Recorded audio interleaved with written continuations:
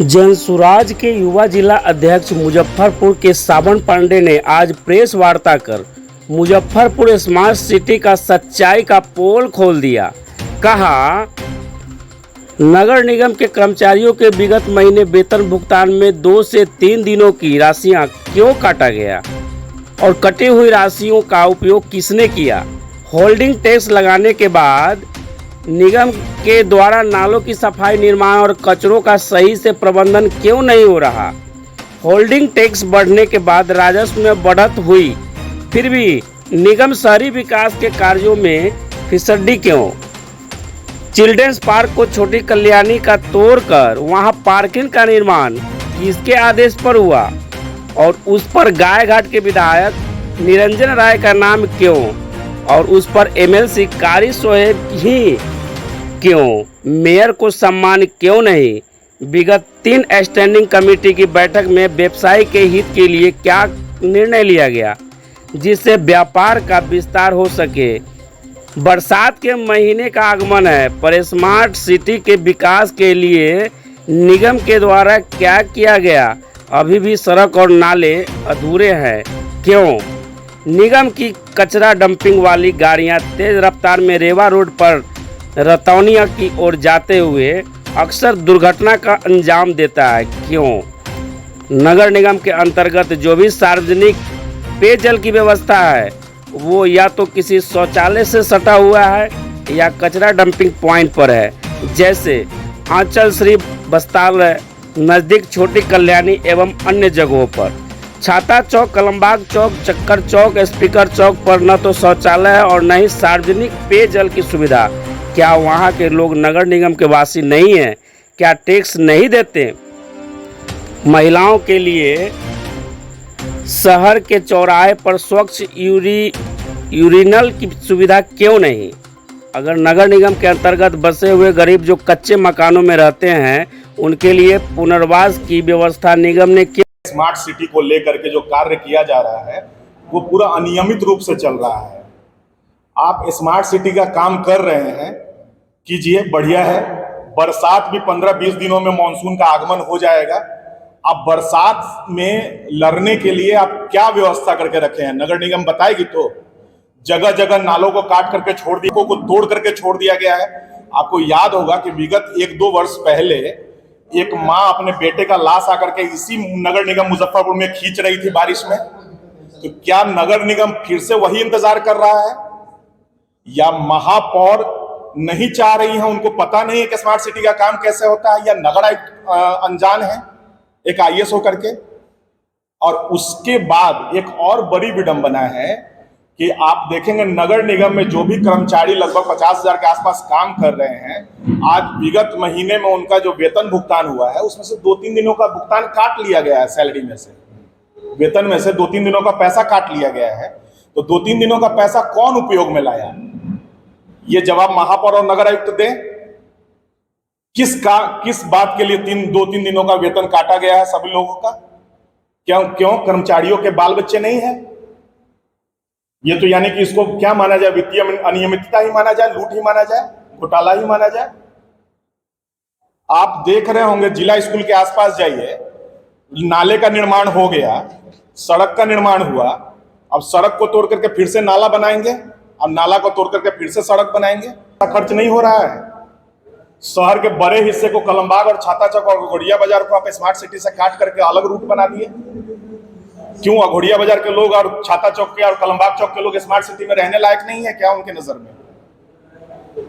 आप देखेंगे hotel Prince के सामने छोटी कल्याणी रोड में पूर्व मेयर वर्षा सिंह जी का वो वार्ड है, और उसमें क्या हुआ कि कारी सोहेब साहब के निधि से एक पार्क, एक कैंपस का निर्माण हुआ है। वो पूर्व में चिल्ड्रंस पार्क था और आज वो पार्किंग होके रह गया। पार्किंग किसके आदेश पे भाई। और शिलापट पे मैंने आपको दिखाया कि शिलापट पे गायघाट के विधायक निरंजन राय जी का वो नाम टंगा हुआ है।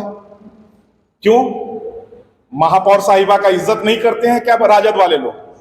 महापौर साहिबा जिस भी दल से हो मुझे मतलब नहीं है, वो आम जन के द्वारा चुनी गई हैं। आपको हमारे महापौर साहिबा का सम्मान करना होगा, चाहे आप जिस भी दल के हो। महापौर साहिबा का शिलापट पे नाम नहीं है, नगर विधायक का नाम नहीं है, और नगर विधायक इन चीजों को घूम घूम करके क्यों नहीं देख रहे हैं? 5 वर्ष अब खत्म होने जा रहा है। आपको सोफा पर बैठ करके जिला चलाने के लिए तो नहीं चुना गया था साहब। आप उस वक्त बहुत बीमार थे, अभी बहुत स्वस्थ हैं। हम महादेव से प्रार्थना करते हैं कि आप और स्वस्थ होइए, लेकिन आपको क्षेत्र में घूमना होगा।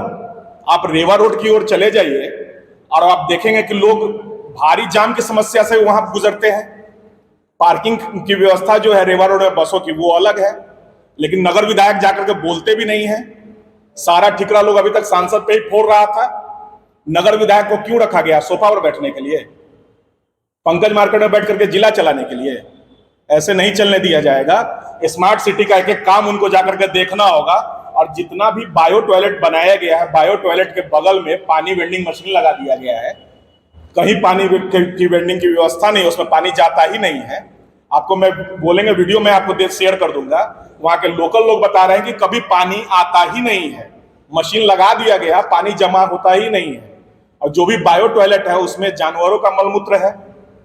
अगर किसी इंसान ने किया भी है तो उसको आज तक बायो टॉयलेट में तो सब कुछ साफ होना चाहिए, हाइजीन होना चाहिए, तो आज तक साफ नहीं है। मुजफ्फरपुर में बड़ा तबका जो है महिलाओं का खरीदारी करने के लिए महिलाएं आती हैं मुजफ्फरपुर में, तो महिलाओं के लिए आपने यूरिनल की कोई व्यवस्था नहीं की है। पुरुष तो कहीं भी चले जाएंगे, लेकिन महिलाओं के लिए क्या व्यवस्था है? हमारी आधी आबादी है, हमारी माँ बहन है। आप कहीं कोई ध्यान नहीं दे रहे हैं। आप जल जमाव का जो व्यवस्था है, आप जल जमाव से मुक्ति के लिए क्या कर रहे हैं?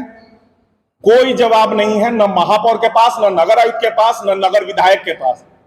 नगर विधायक को मैं बस यही बोलूंगा कि उनका 5 वर्ष जो है वो निकम्मापन में चला गया है।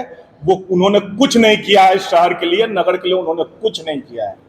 इसका जिम्मेवार कौन है? इन सारी समस्याओं के जिम्मेवार यहाँ के जनप्रतिनिधि हैं, यहाँ के जो नगर विधायक हैं और महापौर हैं, ये इनकी सब वही है। हाँ, मैं यही कहूंगा उस चिल्ड्रंस पार्क के बारे में भी कि उसको पुनः चिल्ड्रंस पार्क बनाया जाए और वो पार्किंग की जो व्यवस्था है उसको खत्म की जाए। वो पार्किंग किसी का निजी नहीं है। या तो उसको आपको पार्किंग करना है तो आप स्टैंडिंग कमेटी से ऑर्डर पास करवाइए, उसको सार्वजनिक पार्किंग बनाइए, नहीं तो उसको पुनः पार्क बनवाइए। और निरंजन राय जी का नाम पुनः हटवाइए, वहां से तुरंत हटवाइए निरंजन राय जी का नाम। हमारे नगर विधायक, हमारे महापौर का नाम वहां पे डलवाइए, वहां जो लोकल पार्षद हैं उनका नाम डलवाइए। ये नहीं चलेगा। गड्ढे में मुजफ्फरपुर है या मुजफ्फरपुर में गड्ढा है? देखिए, मुजफ्फरपुर में गड्ढा, गड्ढे में मुजफ्फरपुर नहीं है। मुजफ्फरपुर हमारे नगर विधायक के जन्म लेने से पहले से है, ठीक है। मुजफ्फरपुर को गड्ढा कर दिया गया है। मुजफ्फरपुर को गड्ढा बना करके अपने घर का गड्ढा भर लिया गया है नगर विधायक के द्वारा, महापौर के द्वारा। एक सेंसिटिव बात आपने कही, महिला महापौर है और महिलाओं के शौचालय की व्यवस्था नहीं है सरैयागंज, मोती झील, कल्याणी इलाके में। क्या समझते हैं कि कितनी सजग हैं वो महिलाओं? नहीं है सजग। हमारी महापौर भी सजग नहीं है और हमारे नगर विधायक भी सजग नहीं है। महिला हमारी माँ है, हमारी बहन है, उसके लिए नगर विधायक को सजग होना चाहिए था। नगर विधायक के अंदर इंसानियत जगनी चाहिए थी। नगर विधायकी के फंड से उन्होंने क्या क्या कार्य किया वो आकर के जवाब दें, सार्वजनिक पोर्टल पे आए जवाब दें। उन्होंने कोई कार्य नहीं किया है साहब। वो सिर्फ सोफा पर बैठे हैं और पंकज मार्केट से 5 साल शहर को चलाने की कोशिश किए हैं। ये शहर उनके मतलब गलतियों का सजा भुगत रहा है। और ये आप चाहते हैं कि 5 साल का रिपोर्ट कार्ड दे? हाँ, बिल्कुल 5 साल का रिपोर्ट कार्ड दे, आए हमारे साथ बैठ करके डिबेट करें। वो जो बैठ करके शहर को सोफा से चलाने की कोशिश कर रहे हैं, वो एमजी ग्लोस्टर में बैठ करके जो मोबाइल दबाते रहते हैं, वो मोबाइल दबा करके क्या दिखाते हैं भाई? आप शहर के विकास में ना बात कीजिए, आप मोबाइल दबा करके नगर आयुक्त को ना बोलिए कि क्या हुआ जी स्मार्ट सिटी का जो काम चल रहा है, नाला का जो निर्माण आप करवा रहे हैं, बरसात में कैसे लोग चलेगा, बरसात में लोग कैसे रहेगा? 10-15 दिन में मानसून का आगमन हो जाएगा, फिर गली मोहल्ला डूब जाएगा, फिर लोग परेशान होंगे और लगे चुनाव आने वाला है, फिर किस मुंह से जाएंगे वो वोट मांगने लोगों से? तो नगर विधायक को ये चीज देखना होगा। हमारी माताओं बहनों के लिए यूरिनल की व्यवस्था करनी होगी। और ये जो बायो टॉयलेट बनाया गया है और ये जो वहां पे बायो टॉयलेट के सटे हुए, तो अमानवीय व्यवहार है भाई। बाथरूम का पानी लोग पिएगा जी? एक तो पानी जमा नहीं हो रहा है उसमें, और बाथरूम का पानी कोई पिएगा? आप इंसान हैं या जानवर हैं आप?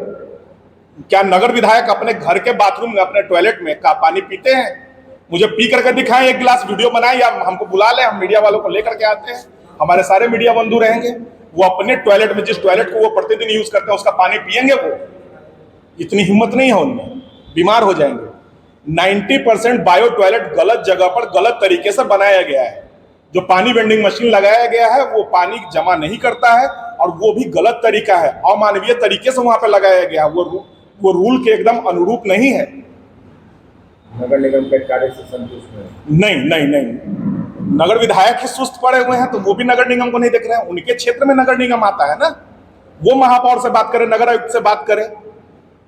अवल जी, आपने कहा कि मुजफ्फरपुर में गड्ढे गड्ढे करके वो अपना गड्ढा भर लिए, यानी सीधा इशारा है कि कहीं ना कहीं तमाम योजना में बिल्कुल तमाम योजना में लूट खसोट किया गया है। हमने आरटीआई फाइल किया है, बहुत जल्द हम आपको 15-20 दिनों में आरटीआई के कॉपी के साथ एक एक लेखा जोखा देंगे कि कितना लूट कहां कहां किस किस मद में किया गया है। ये बहुत जल्द आपको मिलेगा देखने को। मैं ये भी आप लोगों के सामने कहना चाहता हूं कि अगर नगर विधायक और महापौर साहिबा एक सप्ताह में, आज से एक सप्ताह में सजग नहीं हुए और डिबेट के लिए तैयार नहीं हुए, तो जैसे हमारे प्रणेता परम आदरणीय प्रशांत किशोर जी पद यात्रा कर रहे हैं, हम भी मुजफ्फरपुर के गली गली मोहल्ले मोहल्ले में पद यात्रा पे निकलने जा रहे हैं। इस धूप में चलेंगे मुजफ्फरपुर के लिए। स्मार्ट सिटी के तहत रोडों का निर्माण कराया जा रहा है, लेकिन आप देखिएगा सड़कों को ऊंचा कर दिया गया है। सुप्रीम कोर्ट का आदेश है कि सड़कों को ऊंचा नहीं करना। ऊंचा करने के बाद हो गई कि एस्टैब्लिश हो जाती है तो सभी दुकानों में पानी चला जाएगा।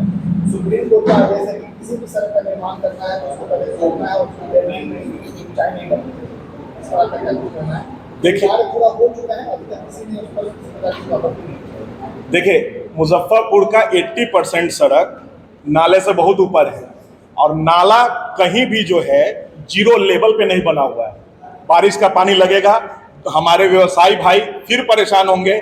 बरसात आ रहा है, बरसात के लगे अब त्योहार भी आएगा, बकरीद भी शुरू होना है, हर चीज का खरीदारी शुरू होगा, तरह तरह का हिंदुओं का मुस्लिमों का त्योहार आ रहा है, उसमें फिर व्यापार बर्बाद होगा।